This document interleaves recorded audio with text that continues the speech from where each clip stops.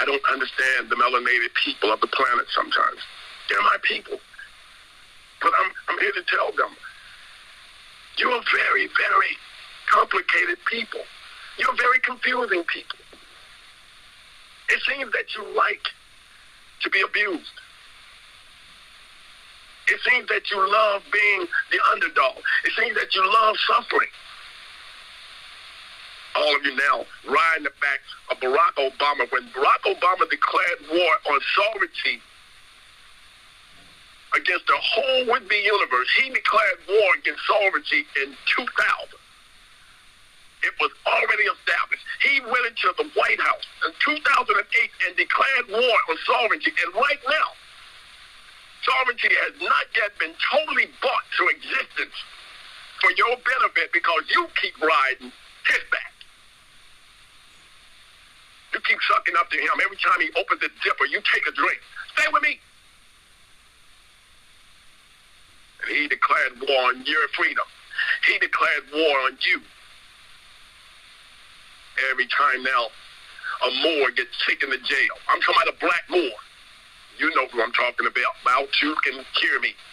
Every time one of them gets taken to jail now, the first thing that they claim is that you're claiming to be some would-be sovereign citizen.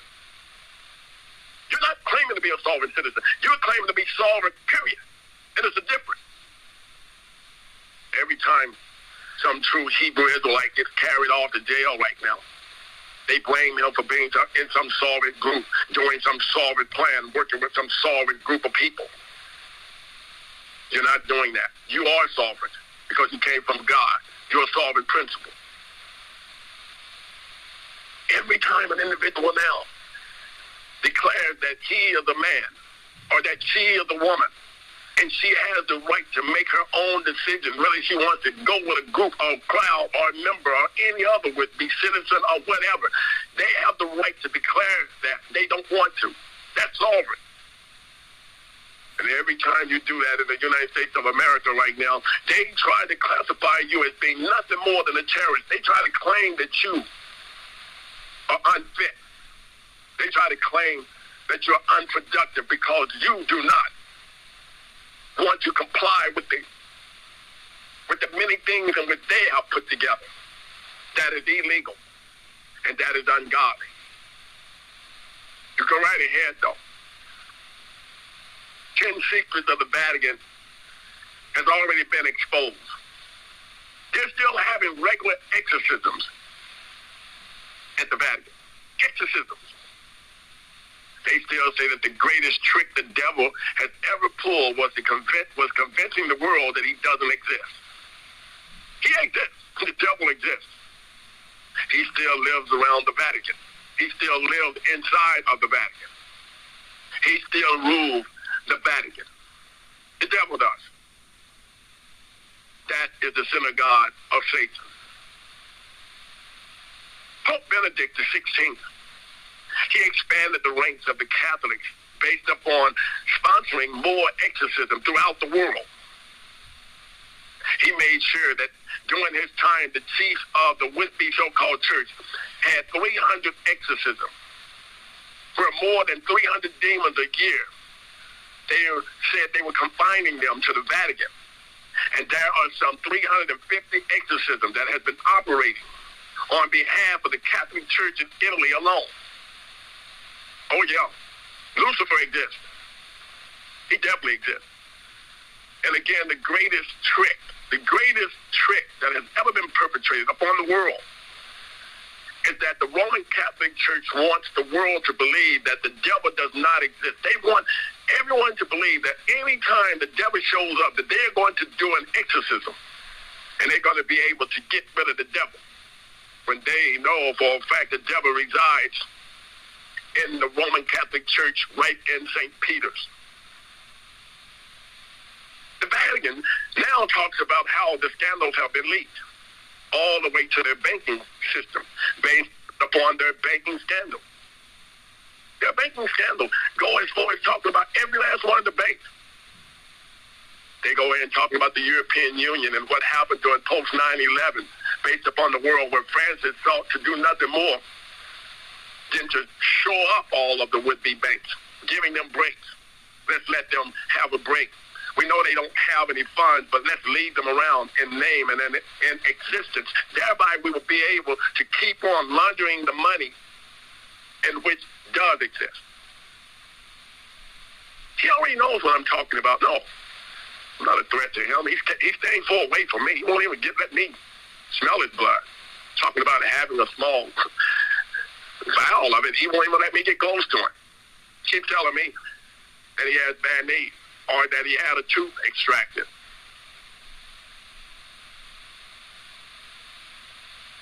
Newly unsealed Vatican archives lay out evidence of Pope Pius.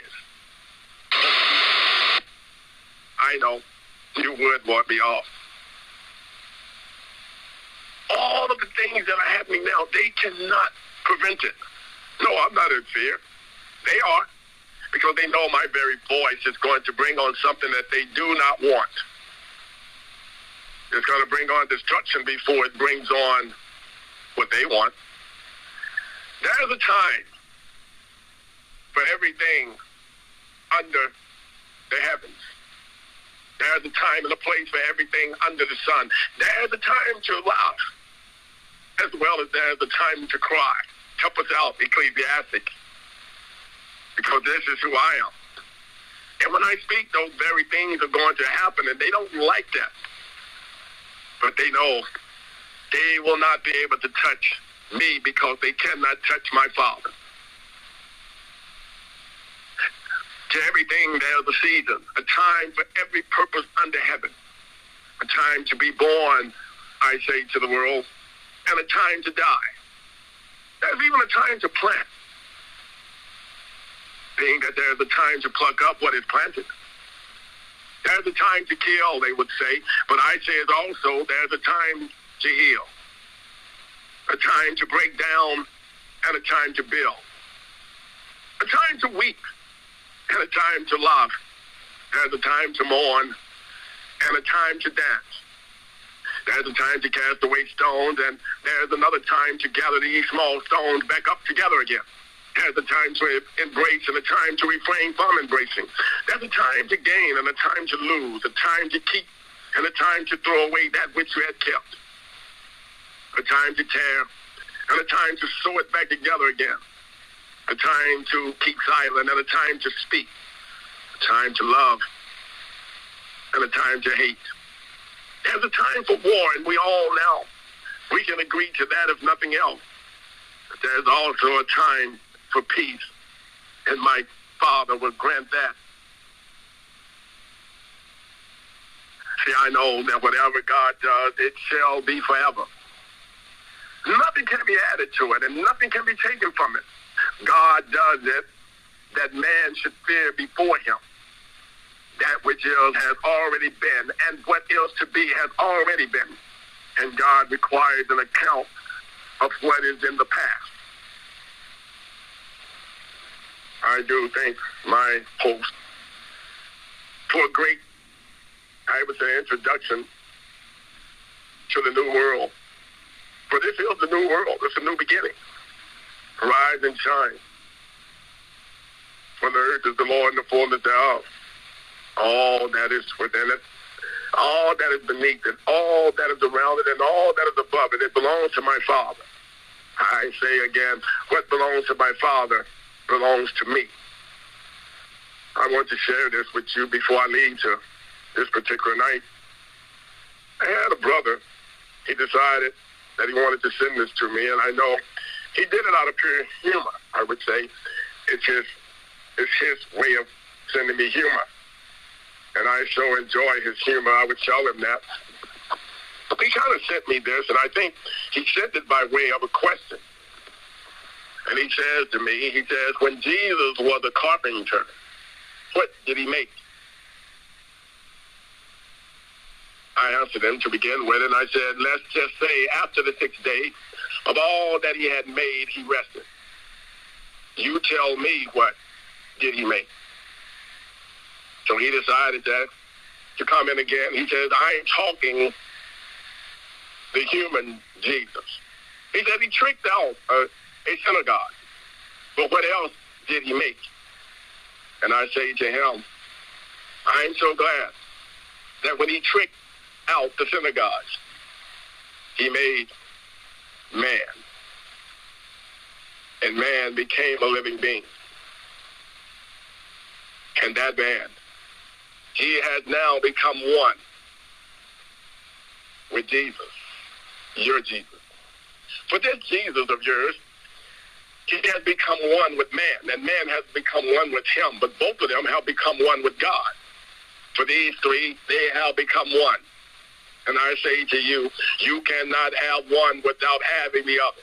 And thereby there has been nothing that has been made that was not made by me. Meantime, I looked outside my window. It's dark out there. There's a desk sitting there that has a small candle on it. And I say to you, it looks bright. It looks like it's day still to me, and man must work while it's still day, for when night cometh, no man can work. My work must go on, and my days are getting longer than my night. You will get an opportunity to sleep. So to my friend as well, knowing that he will send me another statement, I want him to understand that while you were sleeping, I and my Father, we were making the world. Peace and love, and nightfall.